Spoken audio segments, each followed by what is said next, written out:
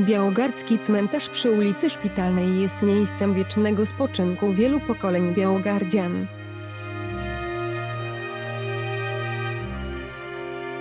Jedną z pochowanych tam osób jest księżna Renata Giedroyć. Urodziła się w Furmie przy granicy francusko-belgijskiej w roku 1880 w rodzinie bogatych bankierów o pochodzeniu arystokratycznym. W wielkanocny poniedziałek 4 kwietnia 1904 roku w Chorodcu na dzisiejszej Białorusi wyszła za mąż za potomka książąt litewskich Władysława Ignacego Marka Giedroycia.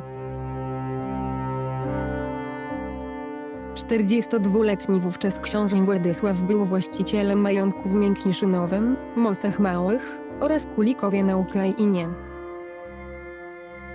Wśród wyższych sfer plotkowano, że będąc w Paryżu wygrał Kulików w karty.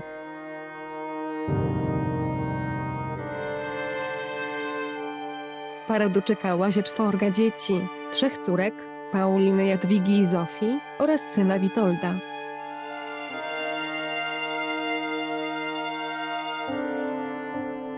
Po wybuchu I wojny światowej w maju 1915 roku rodzina Giedroyciów opuściła Miękiszynowy i przeniosła się do Kulikowa.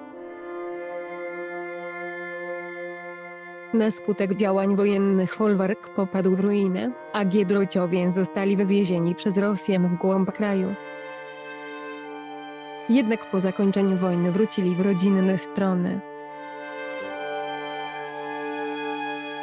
W 1919 roku zrujnowany majątek sprzedali rodzinie Świerczków i wyjechali do Warszawy.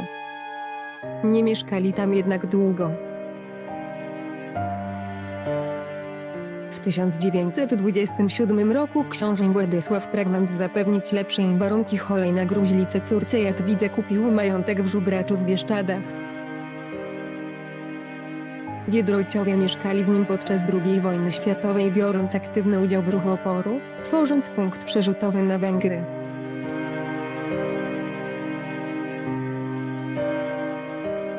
W roku 1943 umiera głowa rodziny. Książę Władysław został pochowany na cmentarzu w Żubraczu.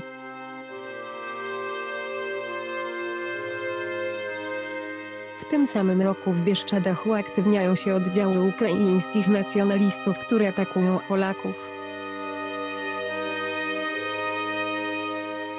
Wieś Żubracze została całkowicie spalona przez Ukraińców. Księżna Renata zdecydowała się opuścić zniszczony majątek i po zakończeniu II wojny światowej wyjechała z rodziną na Pomorze. Ostatecznie trafiła do Białogardu. W Białogardzie mieszkała aż do śmierci w roku 1953. Została pochowana na cmentarzu przy ulicy Szpitalnej, a potomkowie Giedroyciów mieszkają m.in. w Koszalinie.